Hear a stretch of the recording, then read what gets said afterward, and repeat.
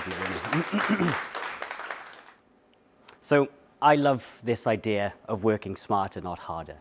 You know, for me, it's about reaching my potential, giving it my best, but it also kind of recognizes the fact that, you know, I might be, according to some people, a little bit lazy, all right?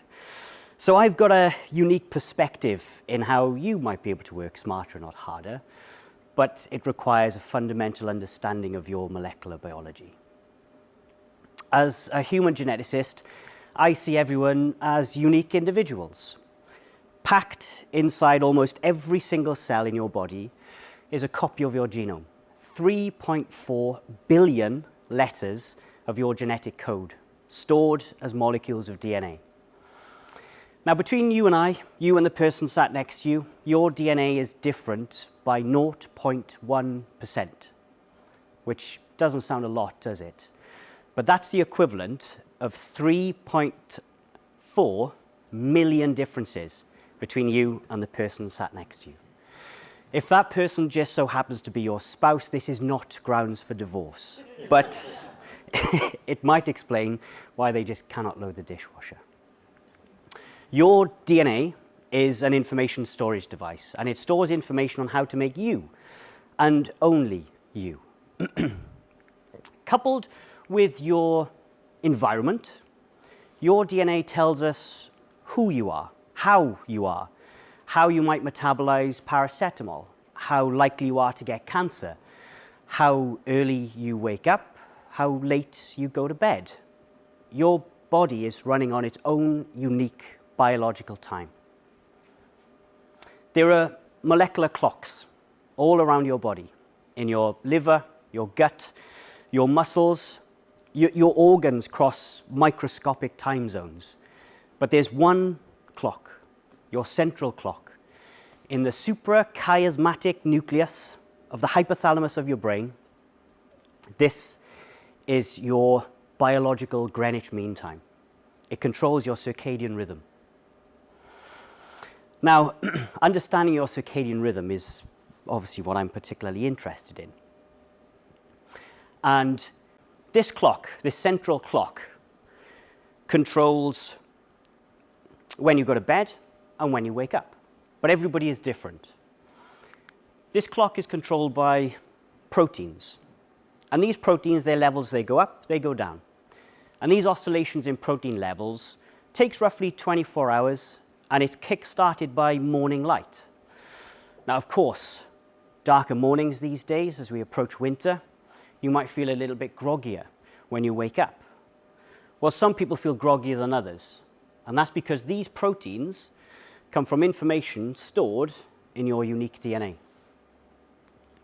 Now, you might start to think, okay, well, I am a morning person. Actually, I'm full of energy in the evening. You might think, that's it. There is no way I'm making my 9 o'clock Monday morning meeting because it simply doesn't align with my biological time. And that's exactly what I think we need to be thinking. Your circadian rhythm dictates periods in the day of peak energy, peak focus, peak concentration. If you're able to align your structure, your schedule, with your circadian rhythm, you'll get better sleep. If you go to bed when your body's ready to, you wake up when your body's ready to. We all know the effect of what better sleep has on well-being, cognitive performance, overall performance. Not only that, your circadian rhythm controls hormones. Irregular sleep patterns, going to bed too late for you, has a consequence to your health. And in fact, the International Agency for Research on Cancer said that night shift work is probably carcinogenic to humans, i.e., irregular sleep patterns might give you cancer. Huge.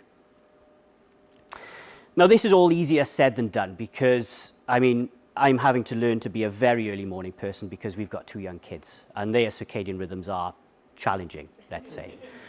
But if you're able to tap into your circadian rhythm and align your schedule with your natural biology, there's some serious benefits. In the world of sport, a study in 2008 of rowers found that those rowers who identified as morning people were 4.8 seconds faster over 2,000 meters than when they rode in the evening. That's not just a difference in a color of an Olympic medal, that's a world record.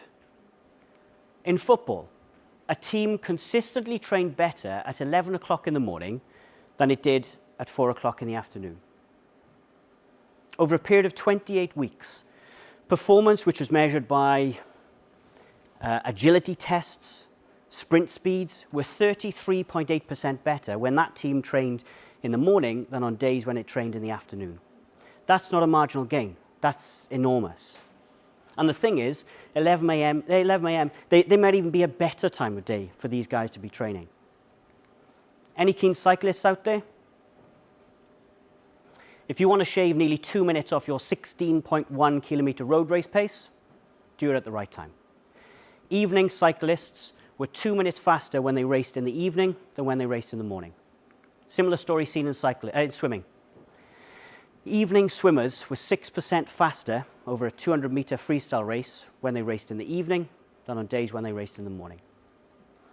Now, you might think different sports have different peak times, but these studies involve different people.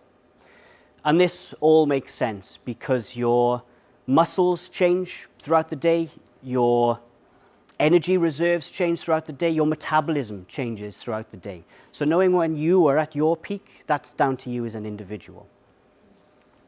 You might think, well, this is of no use to me. I don't swim, I don't cycle, I'm not a football coach, I don't care. But the benefits of circadian rhythm alignment far extend beyond sport.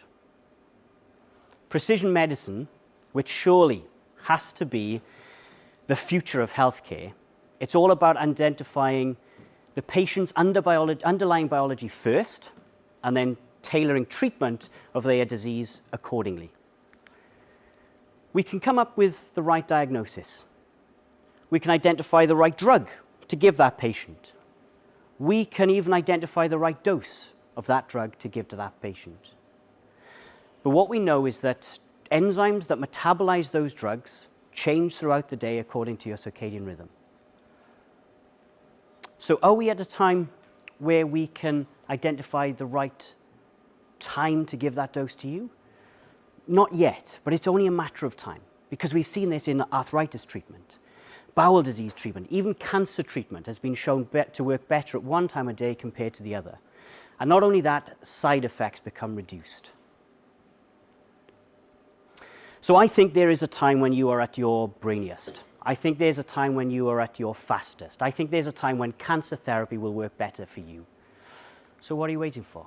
Go find out. When is your time? Because if you want to work smarter and not harder, do it at the right time. Do it when your body is ready.